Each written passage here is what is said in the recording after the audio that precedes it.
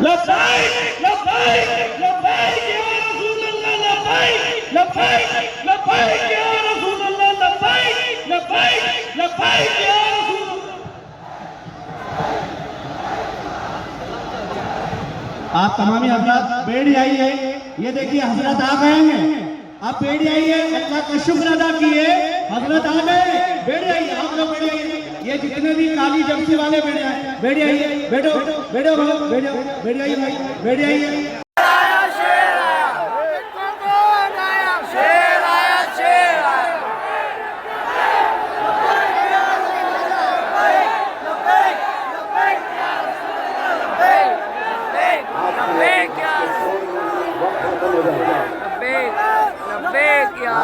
تو اندھیری رات میں گناہ کرنے کو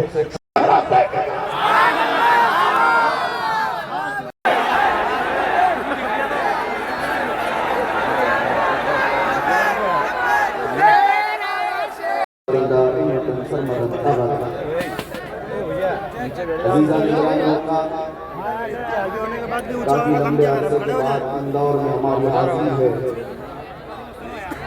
اور دارالعلوم نوری کے 50ویں سالہ اس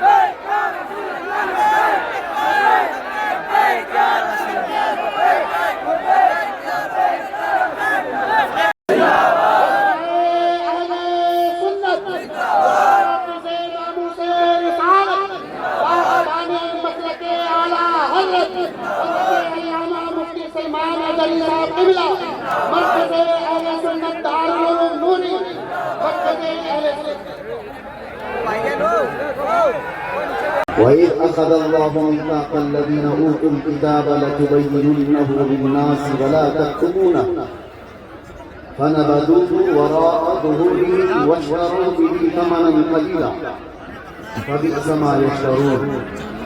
صدق اللہ مولانا العظیم. بارگاہ رسالت معاب صلی اللہ تعالیٰ علیہ وسلم میں ایک بار درود پاک کا ہدیہ پیش کریں.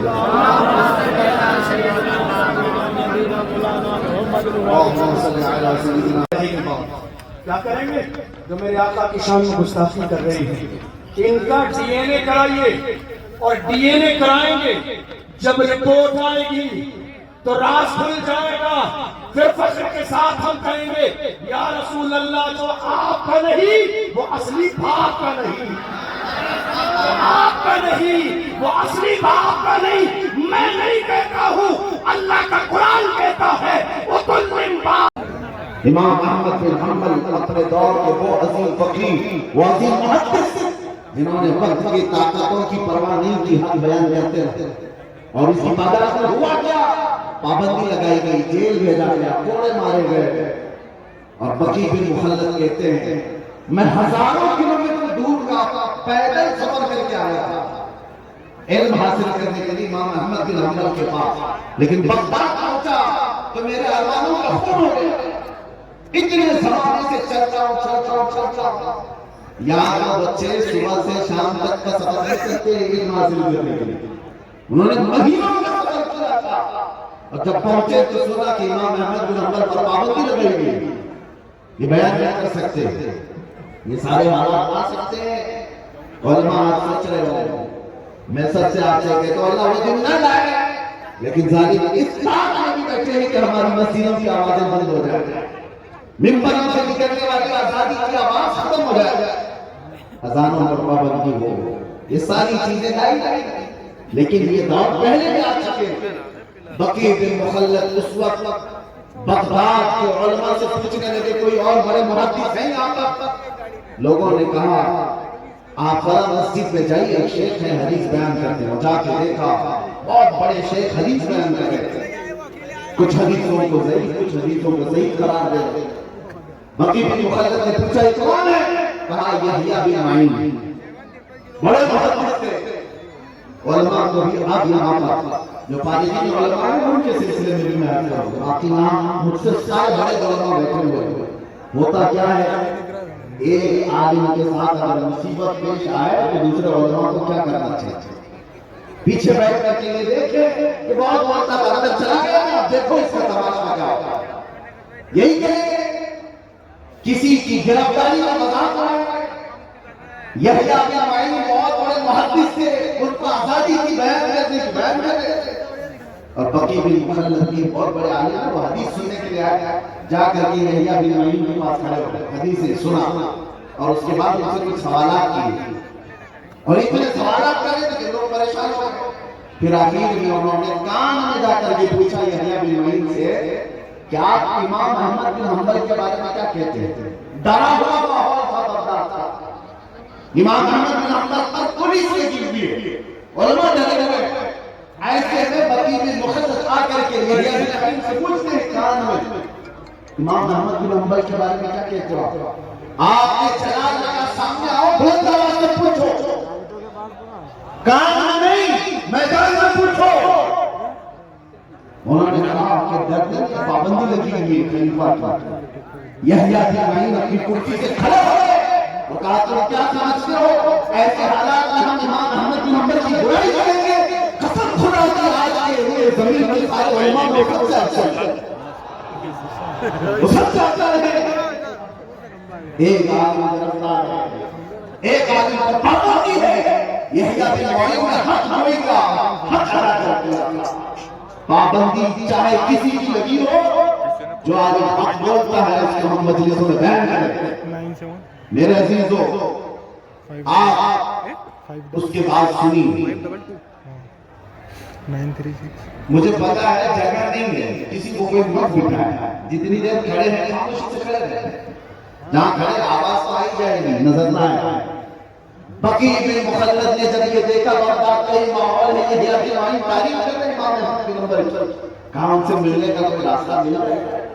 کہا کہ ٹھیک ہے آپ کو ملنے کا راستہ مل جائے گا، فلاں جگہ پر ان کا گھر ہے، آس پاس پہرے داری زیادہ ہے، بہت پہرا لگا ہوا. بقی بن مخلد سارے پہرے کو توڑ کر کے چلے آئے. کیسے آئے؟ ایک فقیر کا بھیجگار تھا مانگنے کے لیے. بھکاری کا بھیجگار کا کیا ہے؟ دروازہ کھٹکھٹایا امام احمد بن حنبل کے گھر کا. دروازہ آپ نے کھولا تو سیدھے ان سے کہا امام احمد بن حنبل آپ منع مت کرنا، میں ہزاروں کلومیٹر دور سے سفر کر کے آیا. امام احمد بن حنبل نے پوچھا کہاں سے آیا؟ کہا میں اندلس سے آیا ہوں، اسپین سے، یورپ سے. سمندروں کو پار کرنا پڑتا ہے مجھے افریقہ سے یورپ جانے کے لیے. تو آپ امام احمد بن حنبل نے پوچھا کیوں آئے؟ کہا آپ سے حدیث سیکھنے کے لیے. آپ سے حدیث سیکھنے کے لیے. کتنا لمبا سفر کیا، ہزاروں کلومیٹر دور کا. امام احمد بن حنبل نے کہا تمہیں شاید پتہ نہیں بغداد میں میرے اوپر پابندی لگائی گئی. خلیفہ اس کے پولیس پورے باہر کھڑے ہیں، جو آئے اسے گرفتار کر کے لے جایا جائے. بقی بن مخلد نے کہا مجھے پتہ ہے حضور، میں سارے حالات دیکھ کر کے آیا، لیکن بھکاری کو تو کوئی روک نہیں. وعدہ کر دیجئے میں روز گھٹوری لے کر آپ کے گھر پر آؤں گا، جیسے دروازہ کھولے آپ مجھے جتنی حدیثیں سنا دیجئے. بقی اور کسی کو نہ چھڑا دو، کیوں تم نے ایسے برے دھندے کرتے ہیں؟ علماء تو حدیث بیان کر رہے ہیں، حق بیان کر رہے ہیں. اگر تمہارے ان تمام برائیوں پر انگلی رکھتا ہے تو وہ عالم ربانی ہے. سر جھکا لو. ڈاکٹر اگر تھوڑی کو کاٹنے کے لیے کینچی لگاتا ہے، چاقو لگاتا ہے تو وہ تمہارا دشمن نہیں ہوتا، وہ علاج ہوتا ہے. ارے کٹوا لیتے ہو. ایک عالم اگر تمہاری برائی پر انگلی رکھتا ہے تو دوسرے دن سے تم اس کو فائد کرتے ہو، نکالنے کی کوشش کرتے ہو. علماء کو میں بار بار اکثر یہ عرض کرتا ہوں، ان تمام جاہل اراکین کی کیا اوقات. حق بولنے پر اگر مسجد سے برطرفی ہوتی ہے، دیکھو ان کی نوکری اللہ ذات حقیقی ہے. وہ ایک دروازہ بند کرے گا، میرا مولا 70 دروازے کھول دے گا.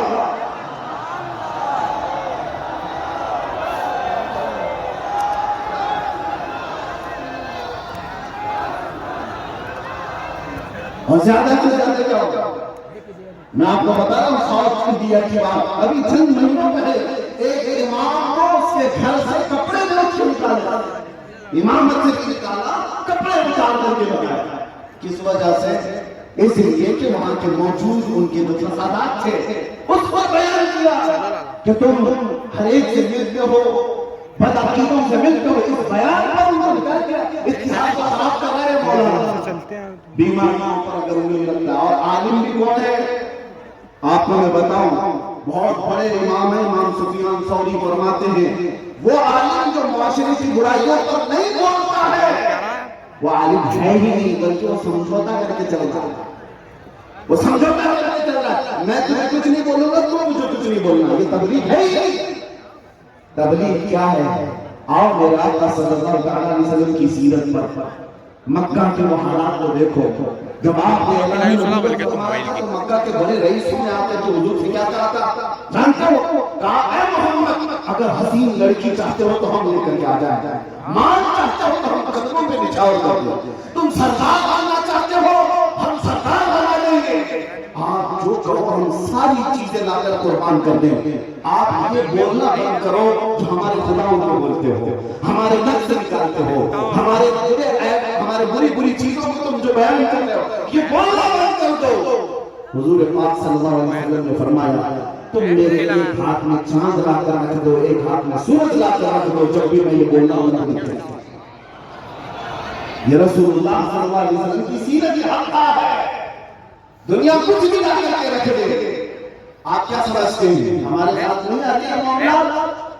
ہمارے بعد آنے کے بعد بھی کوئی صاحب نام ذکر نہیں کرتا لیکن وہ بی جے پی پیر صاحب ہیں، ہاں وہ سن رہے ہوں جو ان کو پتا بھی ہے، اور مجھے ڈر نہیں لگتا، وہ آفر بھی لے کر کے آیا یہ موضوع پر بولنا چھوڑ دو، آپ ساری سہولتیں آپ کو مل جائیں۔ کیوں؟ اس لیے کہ اس موضوع پر ناموس رسالت پر بولنے پر خطرہ کیا ہے؟ انہوں نے کہا بس مسئلہ یہ ہے کہ ہر نام کا مسلمان بھی جمع ہو رہا ہے اور ہم یہ نہیں چاہتے، لوگوں کی خواہش ہے ہم یہ نہیں چاہتے۔ آپ جتنے بھی خراب نہ اپنے معاشرے میں بولیے گا کھل کے بولیے، لیکن حضور کے نام پر جب آپ بولتے ہو تو لوگوں کا وصف ایسا ہے ایمان والوں کا کہ وہ سارے اختلافات بھول جاتے ہیں، نام محمد پر جمع ہوتے ہیں۔ یہ ریئل بات بتا رہا ہوں، میں حقیقی بات بتا رہا ہوں۔ علماء ذریعہ احترام ہمارے لیے بڑی آزمائشیں ہیں۔ آفر جو رسول اللہ صلی اللہ علیہ وسلم کو مکہ والوں نے دیا، جب آج کے زمانے میں نہیں دیے جاتے، لڑکیاں نہیں پیش کی جاتی تھی، دولت کے امار نہیں دکھا دیے جاتے، لفافے دے کر کے ان کی زبانوں کو نہیں روکا جاتا، اور کیا جاتا ہے جو پھسل گیا وہ علماء سود کی بحث میں چلا گیا اور جماعت گیا بلال حبشی کی جماعت میں آتا ہے۔ فیصلہ ہوتا ہے جو علماء ہمارے ہو رہے ہیں، آپ یہ سوچ کر کے نکلو دارالعلوم سے نکلنے والوں، اللہ نے یہ منصب عطا کیا ہے، یہ منصب عطا کیا تو دنیا میں زیادہ سے زیادہ کیا ہوگا؟ تمہاری جان لے لی ہے، اس سے زیادہ دنیا میں کچھ نہیں ہو سکتا۔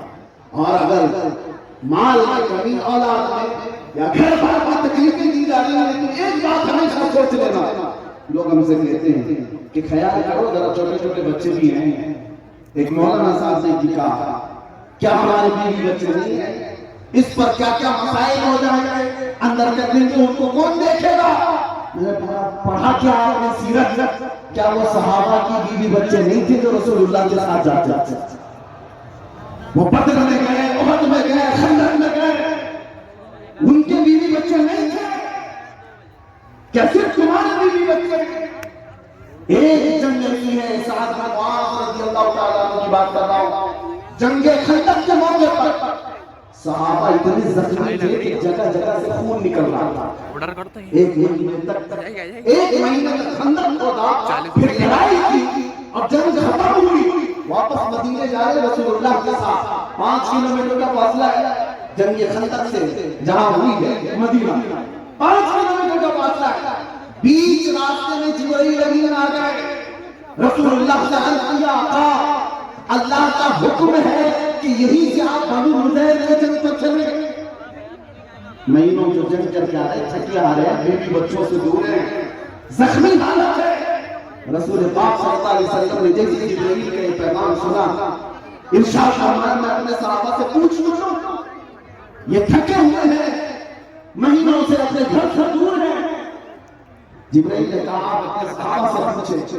رسول پاک صلی اللہ تعالیٰ علیہ وسلم نے اپنے صحابہ کی طرف اور کہا اے میرے عزیز صحابہ, میں جانتا ہوں تم زخمی ہو, میں جانتا ہوں مہینوں سے تم باہر ہو, فاقے میں ہو, لیکن اللہ کا حکم آیا کہ ہم یہیں سے بنو نذیر سے مقابلے کے لیے نکلیں.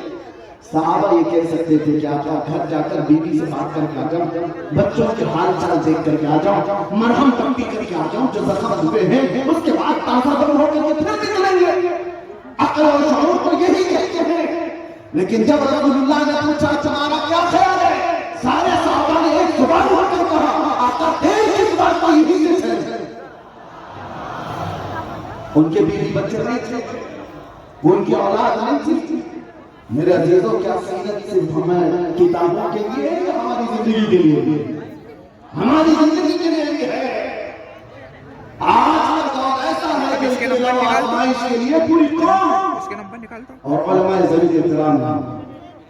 بعض لوگ یہ سمجھتے ہیں میں جاؤں کوئی اور شخص جائے گا, ہوگا ہمارے ساتھ, کچھ انجام ہوا ہو جائے گا تو کیا اس سے اسلام ختم ہو جائے گا؟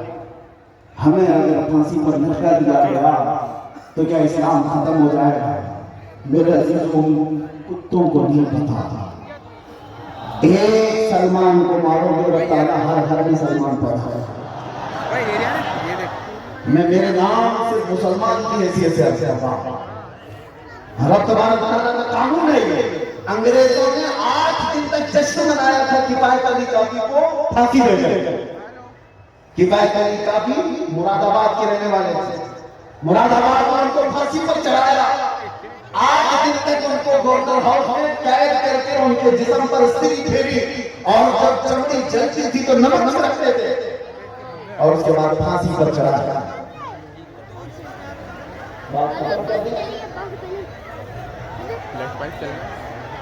نہیں بیٹھے,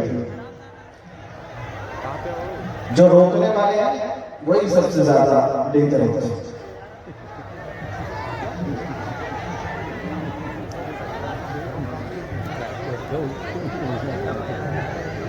بس ایک بار خاموشی کے لیے لبیک یا رسول اللہ, لبیک یا رسول اللہ.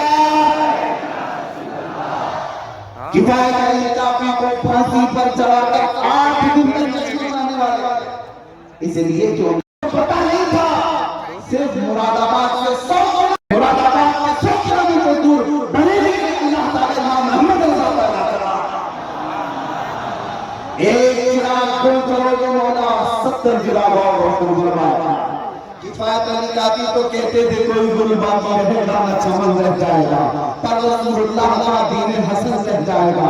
وہ داغ چڑھ گئے, لیکن ان کے انتقال کے بعد, ان کی شہادت کے بعد اللہ تعالیٰ نے جس مرد قلندر کو بریلی میں پیدا کیا, جب جوان ہوا تو بریلی کا امام ایسا عشق بھرا تھا کہ جس کی خوشبوئیں 100 سال تک آج وہ ہر مجمع میں محسوس کی جا سکتی ہے, آج محسوس کی جا سکتی ہے. عزیزان گرامی, یہ دین کا فنا ہوا تھا مسئلہ ہوگا, یہ کسی کے مٹانے سے مٹ نہیں سکتا.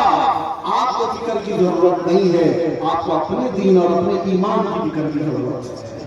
آپ دین اسلام کی فکر کر رہے ہو. قرآن میں اللہ نے وعدہ کیا ہے صبح قیامت تک اللہ کے چراغ کو کوئی اپنے منہ کے بھوکوں سے نہیں بجھا سکتا, نہیں بجھا سکتا. تم اپنے ایمان کی فکر کرو, تمہارے پاس جو دین ہے وہ باقی رہے یا نہیں رہے گا. تمہاری ٹوپیاں اتر جائیں گی, تمہاری داڑیاں نکل جائیں گی, تمہارا شعار سب ختم ہو جائے گا. اس کی فکر کرو. ڈاکٹر آئے گے اس طرح سے, کبھی ڈر کے ذریعے سے, کبھی لالچ کے ذریعے سے. ان نوجوانوں سے میں خطاب کرتے ہوئے آخری میں یہ عرض کروں گا, اے نوجوانوں, دنیا کی چمک دمک کو دیکھ کر کے جن لوگوں نے مصلحت کی چادر اوڑھ لی اور یہ سوچا کہ چند دن یہاں پر عیش کر کے جائیں گے اور یہاں پر آرام کر کے جائیں گے, انجوائے کر کے جائیں گے, ان لوگوں کا انجام بہت برا ہونے والا ہے. دین کے ایسے حالات پر جنہوں نے رسول اللہ کا دامن چھوڑا. آپ کو میں ایک بات بتا دوں, حضور پاک صلی اللہ علیہ وسلم نے قیامت کے اخیر پیش آنے والے جو حالات ہیں اس نے ایک جنگ کا ذکر فرمایا، الملحمۃ الکبریٰ، ایک بڑی جنگ ملک شام میں ہوگی۔ حضور فرماتے ہیں 80 جھنڈوں کے نیچے کفار مشرکین دشمنان اسلام آئیں گے، ہر جھنڈے کے نیچے 12,000 کی فوج ہوگی جو تقریباً 9.5 لاکھ کے قریب ہوتی، 9,60,000 کے قریب وہ فوج لڑنے والے مومنین۔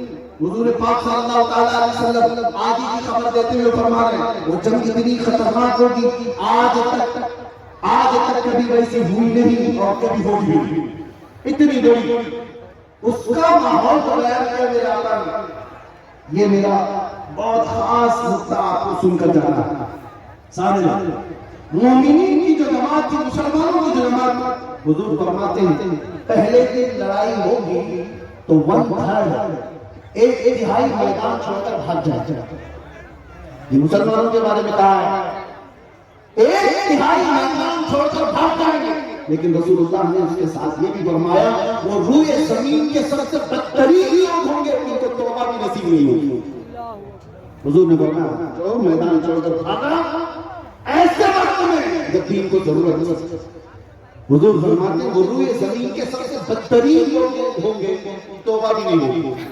دوسرا دن یا دوسرا مرحلہ جنگ کا، میرے آقا صلی اللہ علیہ وسلم فرماتے ہیں ایک تہائی حصہ مسلمانوں کی جماعت کا شہید ہو جائے گا، قتل ہو جائے گا۔ 1/3 پہلے میدان چھوڑ کر بھاگے اور 1/3 قتل ہو گئے، شہید ہو گئے۔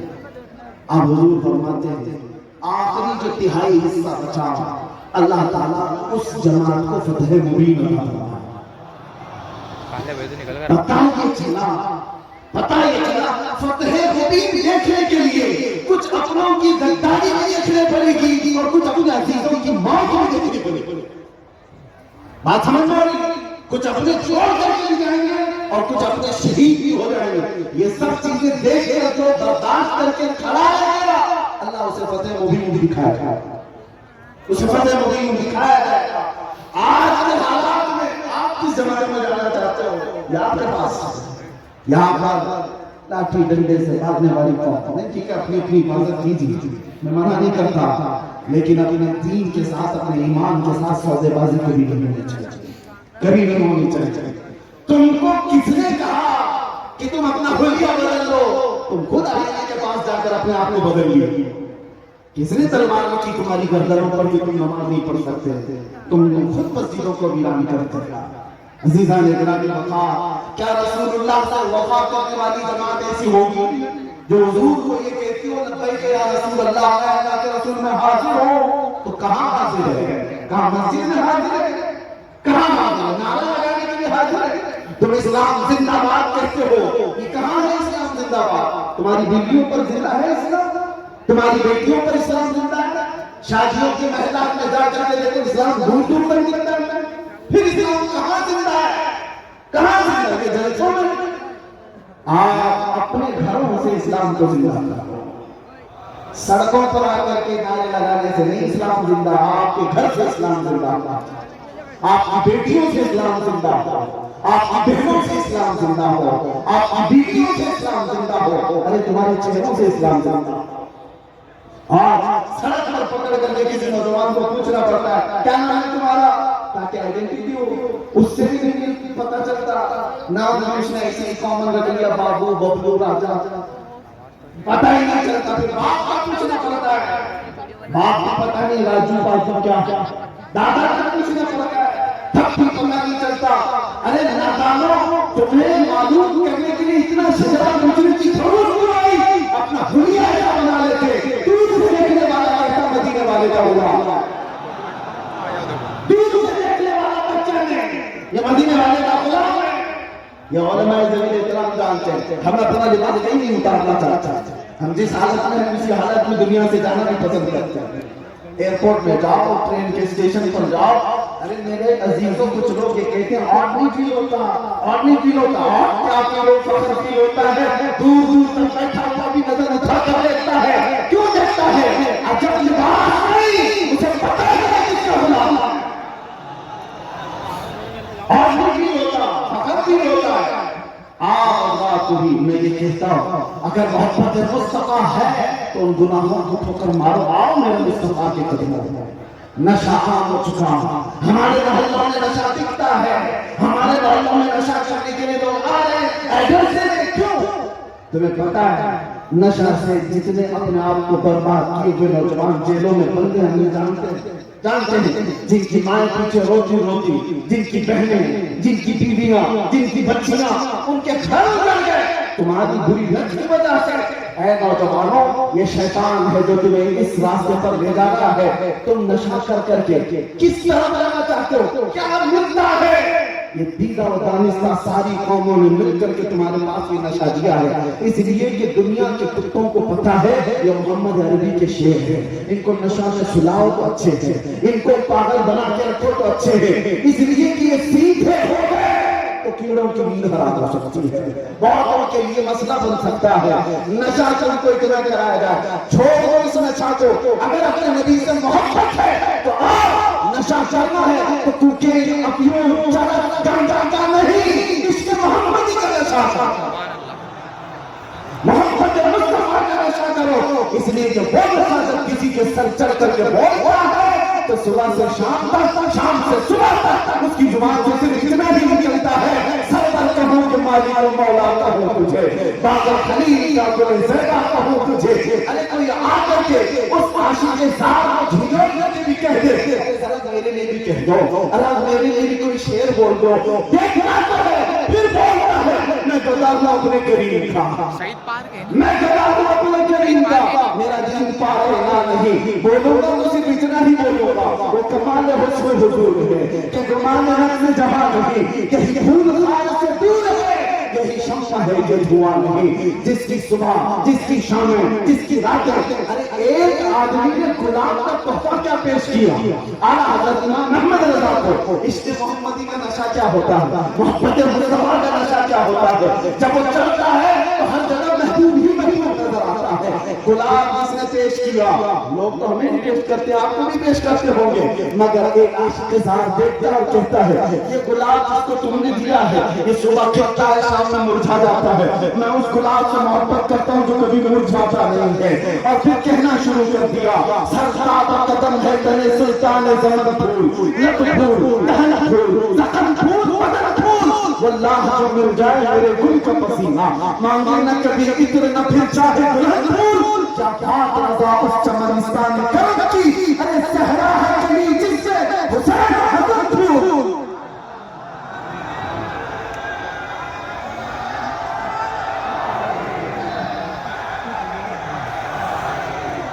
इश्क़ मोहम्मदी का नशा हो तो फिर आदमी को दूसरा कुछ नजर नहीं आता, और फिर तकलीफें किस बात की? हमने देखा है जो नशा में 36-36 घंटे सोए पड़े रहते थे, पुलिस डंडे मार मार के थक जाती थी, वो उठते ही नहीं, उन्हें पता ही नहीं, दर्द भी नहीं। तो मैंने ये देखा दुनिया में चरस खा करके आदमी इतना मदहोश होता है उसे डंडे लगते ही नहीं। तो याद रखो इश्क़ मोहम्मदी में जो मुब्तला होता है उसे फांसी की सजा भी पता ही नहीं चलती, गर्दन निकलने का अंदाज भी पता नहीं चलता। इसीलिए मेरे अजीजों तकलीफ किस बात की? इश्क़ मोहम्मदी में आए तो बिलाल हबशी बन करके फख्र करेगा। इश्क़ मोहम्मदी में आए। एक बात मुझे बहुत दिल पे लगती है, जंगे उहद में दो सहाबा रात के वक्त बैठकर दुआ कर रहे हैं, एक साहब नबी वक्कास, एक अब्दुल्लाह बिन जहश, दोनों बहुत करीबी यार थे, बहुत जिगरी दोस्त थे। दोनों दुआ कर रहे थे कल जंग के मैदान में जाना है, और दोनों क्या कहते हैं, मेरे भाई मैं दुआ करूंगा तू आमीन कहना, फिर तुम दुआ करना मैं आमीन कहूंगा। साहब नबी वक्कास ने कहा ठीक है आप दुआ कीजिए। अब्दुल्लाह बिन जहश दुआ के लिए हाथ उठाते और क्यों कहते, साहब नबी वक्कास पहले वो दुआ के लिए हाथ उठाते और कहते हैं ऐ अल्लाह जब कल मैदान जंग में जाना पड़े मेरे मुस्तफा के साथ में रहो तो मेरा मुकाबला किसी बड़े ताकतवर पहलवान से हो जाए, कभी मैं उसको दाएं से मारूं, कभी बाएं से मारूं, कभी सामने से, कभी पीछे से, और उसके बाद गिराऊं और फिर कहूं या रसूल अल्लाह। उनके अल्फाज की तर्जुमानी कर रहा हूं, ख्वाहिश के ये नहीं कि छुप कर कहीं थोड़ा सा उंगली कटा के शहीदों में नाम लिखा, ख्वाहिश तो देखो کہ بڑے سے بڑے کسی سے مقابلہ ہو جائے. اور دوسرے صحابی عبداللہ بن جیش کہتے ہیں میں آمین کہا تمہاری بات پر, اب میری دعا پر آمین کہو. عبداللہ بن جیش کہتے ہیں اے اللہ کل میدان جنگ میں جانا پڑ جائے اور حضور کی محبت میں اگر میں میدان کارزار میں پھنس گیا تو ایسا ہو میری خواہش, اے اللہ میری خواہش یہ ہے کہ دشمن کبھی مجھے سامنے سے مارے, کبھی پیچھے سے مارے, کبھی دائیں سے, کبھی بائیں سے, یہاں تک کہ میرے جسم کو ٹکڑے کر دے اور ہر ٹکڑے سے میں تیری محبت کا اعلان کروں, تیرے نبی کی عظمت کا اعلان کروں. وہ دعا کرتے رہتے, دونوں ایک دوسرے کی دعا پر آمین کہہ رہے تھے. سنو حدیث میں موجود ہے جنگ شروع ہوئی, احد کا میدان ہے, شام ہو گئی, جنگ جو ہوئی وہ سارے حالات آپ نے سنے ہوں گے. اس میں 70 صحابہ شہید ہوئے تھے. وہ فتح سے ہمکنار جنگ شکست میں تبدیل ہو گئی. بعد ہوا کیا, سعد بن ابی وقاص کی بھی دعا قبول ہو گئی تھی اور عبداللہ بن جہش کی دعا بھی قبول ہو گئی. کیسے سعد بن ابی وقاص نے بہت بڑے پہلوان کے مقابل میں اس کو مارا, جیسے ان کی دعا تھی, گرایا, اس کے سینے پہ کھڑے ہو کر میرے نبی کی عظمت کا اعلان کیا. دوسرے شام ہو گئے تو سعد بن ابی وقاص نے پوچھا میرا بھائی عبداللہ بن جہش کسی نے دیکھا ہے, میرا قریبی جگری دوست. صحابہ نے کہا وہ تو شہید ہو گئے. تو ان کو بڑا غم ہوا, بہت قریبی یار تھا, بڑا جگری دوست تھا, کہاں ہے ان کی بات؟ پتہ ہے میرے حضور سعد بن ابی وقاص کو صحابہ لے کر کے گئے تو عبداللہ بن جہش کے جسم کے 80 ٹکڑے ہو چکے تھے, 80 ٹکڑے ہو چکے تھے, ٹکڑے بدل چکے تھے. ان کو جمع کیا کہ سر سے پا. سعد بن ابی وقاص نے دیکھا اور پھر کہا اے اللہ کل میں نے بھی دعا کی تھی, میرے جگری دوست نے بھی دعا کی تھی, میں نے دعا کی تھی کسی بہادر کے مقابل میں آؤ, میری دعا بھی تو نے قبول کی اور میرے اس جگری دوست کی دعا بھی تو نے قبول کی کہ تیری راہ میں مرنا چاہتا تھا. اب صحابہ سے کہتے سعد بن ابی وقاص جو جملے کے لیے میں نے پورا واقعہ سنایا, جس چیز میں یہ حدیث سنایا آپ کو, سعد بن ابی وقاص کہتے ہیں اے لوگوں سنو, دعا تو میری بھی قبول ہوئی, دعا تو میرے دوست کی بھی قبول ہوئی, لیکن میں آپ کو بتاتا ہوں عشق محمدی میں مارنے کا جو مزہ ہے وہ الگ ہے, محبت مصطفیٰ کا مر جانے کا مزہ کچھ اور ہے, مر جانے کا مزہ کچھ اور ہے. اسی کو اقبال کہتا ہے کہ جو عالم سے کرتی ہے بے جانا دل کو عجب چیز ہے لذت آشنائی. اور آیا حضرت یوں کہتے ہیں جان ہے عشق مصطفیٰ رو وضو کرے خدا, ارے جس کو ہو درد کا مزہ نازے دوا اٹھائے کیوں. اور ہم سب کے لیے اور آپ سب کے لیے آخری یہ شعر ہماری تقریر کا خلاصہ ہے, پھر بھی گلی گلی تباہ ٹھوکریں سب کی کھائے کیوں, دل کو جو عقل دے خدا تیری گلی سے جائے کیوں. لبیک یا رسول اللہ, لبیک یا رسول اللہ, لبیک یا رسول اللہ. وآخر دعوانا الحمدللہ.